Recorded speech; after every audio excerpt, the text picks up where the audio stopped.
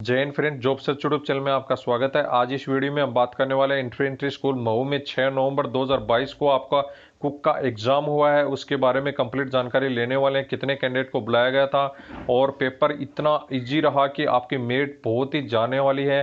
इसमें cut off कितना रह सकता है, ओरिजिनल पेपर भी आपका दिया गया है साथ में, उसके बारे में भी जानने वाले हैं। पूरी कंप्लीट इसका रिव्यू लेने वाले हैं, तो इसको वीडियो को कंप्लीट देखें। इसमें आप देख सकते हैं ये वैकेंसीज आउट की गई थी, जिसमें आपकी मऊ की तरफ से 65 पोस्ट आपकी आउट की गई थी। इसके अलावा आपकी जो इन्फेंट्री स्कूल बेलगांव में 36 पोस्ट आपकी आउट की गई थी। इनका सभी का एग्जाम आपकी इन सभी ट्रेड्स की एग्ज़ाम आपकी 16 अक्टूबर को करवा ली गई थी। इस ओनली आपकी कुक की एग्ज़ाम थी, जिसमें 31 पोस्ट आपकी आउट की गई थी इन्फेंट्री स्कूल मऊ में। उनकी एग्ज़ाम अभी बाकी थी, जिसमें आपकी 6 नवंबर को एग्ज़ाम करवाई गई है। जिसमें आप देख सकते हैं टोटल 31 पोस्ट आपकी आउट की गई थी। बहुत ही बड़ी संख्या में आपकी पोस्ट आउट की गई थी, जिसमें आपकी अदर की 7 पोस्ट थी। उसके बाद में ईडब्ल्यूएस की 4 पोस्ट थी। उसके बाद में आपकी एससी की आपकी 4 पोस्ट थी। एसटी की आपकी 6 पोस्ट थी। इसके बाद में ओबीसी के लिए आपकी 10 पोस्ट थी, 10 पोस्ट आपकी आउट की गई थी। बहुत ही बड़ी संख्या में ओबीसी की पोस्ट आपकी आउट की गई थी। ओबीसी कैंडिडेट के लिए बहुत ही बड़ा चांसेस था इसमें। आपकी देख सकते हैं उसके बाकी की ट्रेड्स की आपकी इसमें भी एग्जाम आपकी अक्टूबर में ही करवा ली गई थी, जिसमें आपके सिविल मोटर ड्राइवर की भी 19 पोस्ट थी, स्टोनोग्राफर की 2 पोस्ट थी, एलडीसी की भी आपकी 10 पोस्ट इसमें थी टोटल, और आपके ड्राफ्टमैन की 1 पोस्ट थी। उसके बाद में ट्रांसलेटर की 1 पोस्ट थी और आपके बार्बर की 1 पोस्ट थी। इस प्रकार से 65 पोस्ट पे वैकेंसीज आउट की गई थी, जिसमें आपकी 31 पोस्ट पे आपकी वैकेंसीज जो हुई ही थी, जिसमें आपकी 6 तारीख को आपका एग्जाम करवाया गया है। इसमें आपके कैंडिडेट की बात करें तो करीबन 3000 कैंडिडेट आपके आए थे वहाँ पे। करीबन उन्होंने एडमिट कार्ड जो सेंड किए गए थे वो करीबन 8000 के समथिंग इन्होंने एडमिट कार्ड सेंड किए थे, जिसमें से ओनली 3000 के समथिंग अप्रोक्स कैंडिडेट आए थे। तो आप देख सकते हैं एक वैकेंसी पर 90 कैंडिडेट ही आपके आ सकते हैं। एक वैकेंसी पर 90 के कैंडिडेट समथिंग ही कैंडिडेट वहाँ पे पहुंचे थे। तो आपकी जितने भी कैंडिडेट सोच रहे थे कि बहुत ही ज़्यादा संख्या में कैंडिडेट आने वाले हैं, उतनी संख्या में कैंडिडेट वहाँ पे नहीं पहुँचे थे।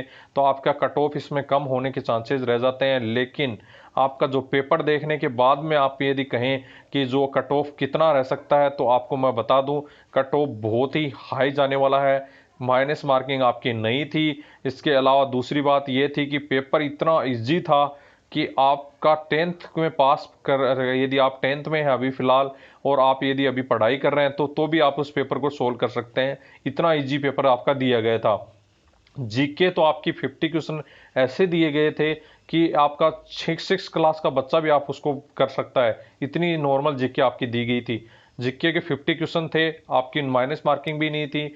तो आप कह सकते हैं इसकी मेरिट आपको एक सभी कैटेगरी की जाने वाली है। 120 से नीचे किसी भी कैटेगरी की नहीं रहने वाली है। आप देख सकते हैं। अब मैं आपको पेपर दिखाऊंगा, जिसमें बहुत ही आपका इतना इजी लेवल आपका था कि आप सोच भी नहीं सकते कि इतना इजी लेवल का पेपर आ भी सकता है क्या।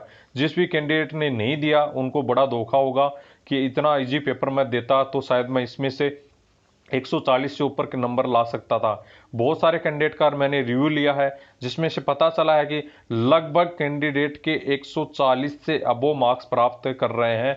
तो आप देख सकते हैं 31 पोस्ट ओनली हैं।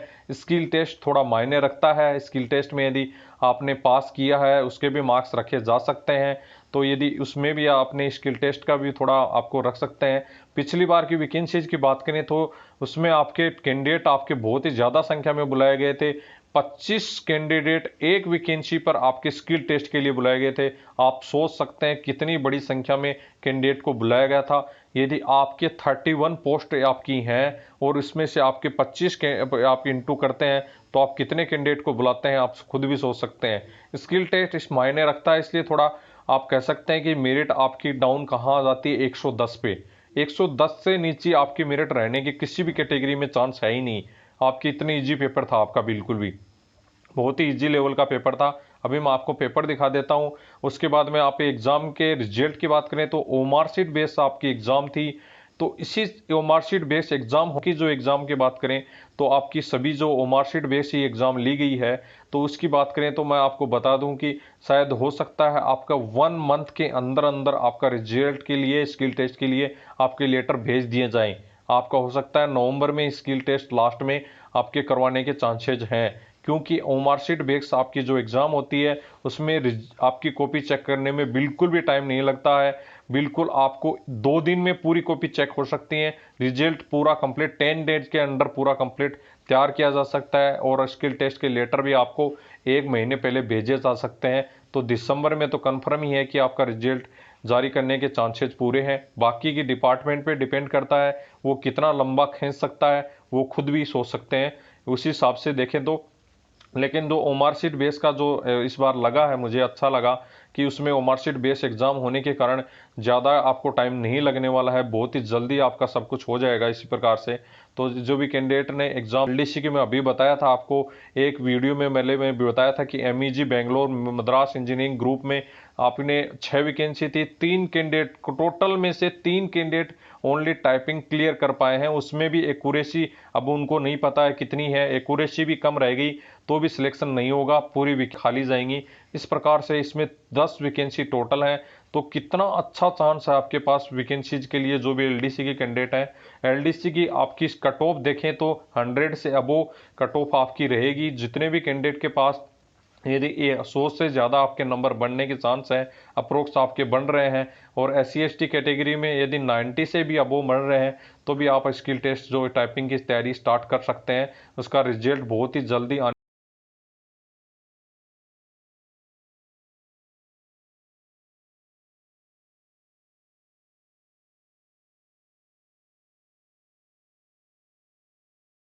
मैं आपको पेपर दिखा देता हूं, जो कि पेपर आपका कुक का आया है, वो उनको पेपर भी साथ में दिया गया है सभी कैंडिडेट्स को। तो वो पेपर मैं आपको दिखा देता हूं। ये पेपर दे सकते हैं, इन्फेंट्री स्कूल महू का पेपर है, जिसमें आपके 6 तारीख को नवंबर को आपकी एग्जाम करवाई गई है। जिसमें आपके 25 नंबर के जीके आपका रीजनिंग रहा है, उस जो 50 नंबर का जीके अंग्रेजी 50 नंबर की, और आपका जो न्यूमेरिकल है उसका आपका 25 नंबर का 150 नंबर का पेपर था। 2 आवर्स का आपको टाइम मिला है, 9 पेज टोटल थे, जिसमें आपको 4 भागों में बांटा गया है इसको। वो मार्कशीट बेस्ड आपकी एग्जाम थी, कोई भी माइनस मार्किंग आपकी इसमें नहीं थी। इसमें आप देख सकते हैं पहले क्वेश्चंस आपके सामान्य बुद्धि जो आपकी रीजनिंग दी गई है, रीजनिंग में आपको आप देख सकते हैं स्क्रीन पे पूरा पेपर सोल्व नेक्स्ट वीडियो में आपको सोल्व करवाया जाएगा। बहुत ही जल्दी वीडियो अपलोड किया जाएगा आपको इसी वेबसाइट पे या जो चैनल पे। उसके बाद में देख सकते हैं आपको जिचेन जनरल आपका अनवर्स सामान्य ज्ञान आप देख सकते हैं, अवेयरनेस है जो जी है उसमें देख सकते हैं कैसे क्वेश्चंस आपके पूछे गए। तो मैं अभी सभी क्वेश्चंस आपको पढ़ के बता देता हूं जल्दी जल्दी। टेलीफोन का आविष्कार किसने किया था? सोमनाथ मंदिर कहाँ पे है? उनकी राजधानी क्या है? गिर नेशनल राष्ट्रीय पार्क किस राज्य में स्थित है? ये इतनी बार पूछा गया क्वेश्चन है, मैं आपको कहूँ तो बहुत बार मैंने अब मेरे वीडियो में बहुत बार बताया है। जो भी मैंने वीडियो बताए हैं उनमें से भी आपको बताया गिर नेशनल पार्क कहाँ स्थित है, आपका गुजरात में है। यह बहुत बार पूछा गया क्वेश्चन है। नीरज चोपड़ा किस खेल से संबंधित है? तो आप देख सकते हैं तैराकी, हॉकी, भाला फेंक। तो आपको सभी को पता होगा कि भाला फेंक में नीरज चोपड़ा ने गोल्ड मेडलिस्ट हैं। तेजस क्या है? पनडुब्बी, टैंक, लड़ाकू विमान, समुद्री जहाज। सबको पता है कि लड़ाकू विमान है। बहुत ही नॉर्मल क्वेश्चन, बहुत ही आप कहें तो बहुत ही लो कैटेगरी, 10th नहीं आपके 6 के आपके कैटेगरी के 6th क्लास के आपके क्वेश्चन पूछे गए थे।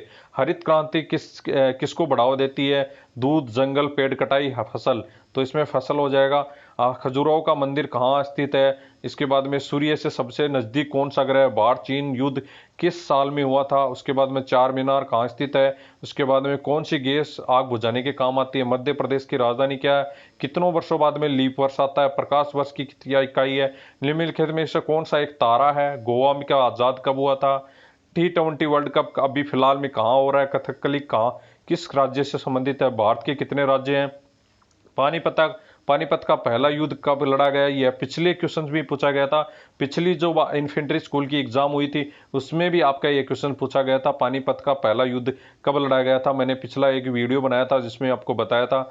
देश के वित्त मंत्री कौन है? विराट कोहली किस गेम से संबंधित है? अंतिम था मानसरोवर झील कहाँ स्थित है? भारत कब आजाद हुआ था? क्षेत्रफल के दृष्टि से भारत का सबसे बड़ा राज्य? स्टेचू ऑफ यूनिटी कौन से राज्य में स्थित है? विश्व में सबसे लंबी नदी? विश्व में सबसे ज्यादा गेहूं वाला राज्य?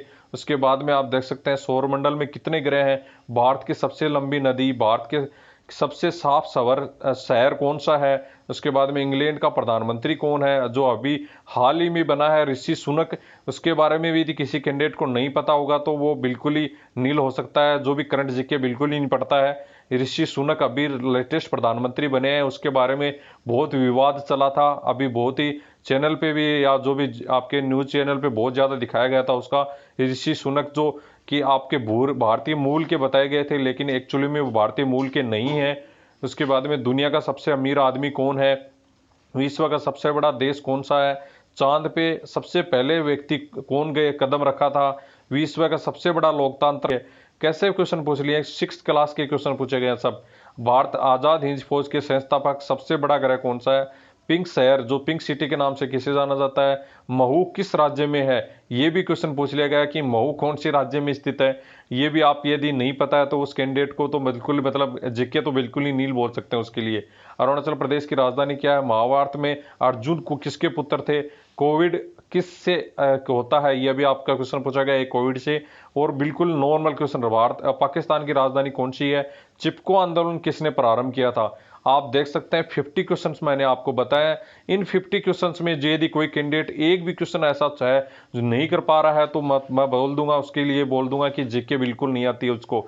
इसलिए ये कह सकता हूं मैं 50 क्वेश्चंस में पूरे के पूरे ऐसे क्वेश्चंस हैं कि हर कैंडिडेट कर सकता है, तो आपकी मेरिट कहां जा सकती है। बहुत ही सरल क्वेश्चन पूछे गए थे, इंग्लिश के जो क्वेश्चन थे बहुत ही नॉर्मल क्वेश्चंस आपके थे। अभी नेक्स्ट आपका जो वीडियो आएगा उसकी इंग्लिश, जीके, रीजनिंग सभी आपके पार्ट्स कंप्लीट करवाए जाएंगे, जिसमें आपका बताया जाएगा कंप्लीट जो भी आंसर्स हैं इनके बताए जाएंगे आपको। आपका 150 का पूरा क्वेश्चन आपके मेरे पास है, जल्दी इस पे वीडियो अपलोड करने वाला हूं जो कि आपको कंप्लीट उसमें आंसर आपके बताए जाएंगे। इससे संबंधित किसी भी कैंडिडेट की कोई क्यूरी है तो कमेंट बॉक्स में कमेंट करें, साथ में टेलीग्राम ग्रुप को ज्वाइन कर ले, कंप्लीट अपडेट वहां पे आपको मिलती रहती है। जैसे ही इसका रिजल्ट आता है या कोई अपडेट आती है तो कंप्लीट आपको टेलीग्राम ग्रुप पर बता दिया जाएगा। इससे संबंधित किसी भी प्रकार की कोई क्यूरी है तो आप टेलीग्राम ग्रुप पर पर्सनल मैसेज भी कर सकते हैं। जय हिंद दोस्तों।